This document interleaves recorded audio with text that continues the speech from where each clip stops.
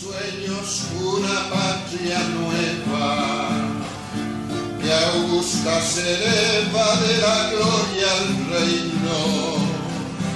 libre de ataduras nativas o extrañas,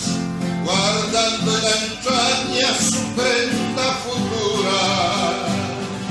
Patria que no tiene hijos desgraciados, ni amos insaciados que usurpen sus bienes,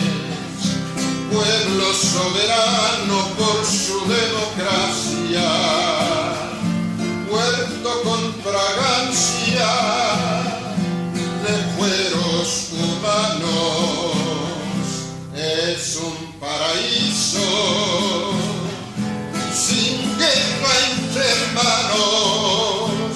rico en hombres sanos, de alma y corazón, con niños alegres y madres felices,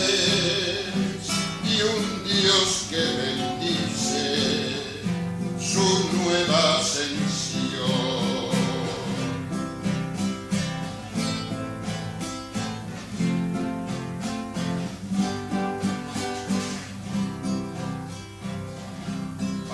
Sin murallas para el pensamiento, libre como el viento, sin miedo a metrallas, la nación modelo que por su cultura se ponga a la altura de todos los cielos, donde alegren trinos que son libertarios, a los proletarios y a los campesinos, patria donde haya voces de estudiantes, promesas vibrantes de luz para guardia,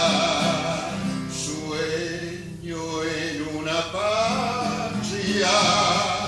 sin hambre ni pena, ni odiosas cadenas,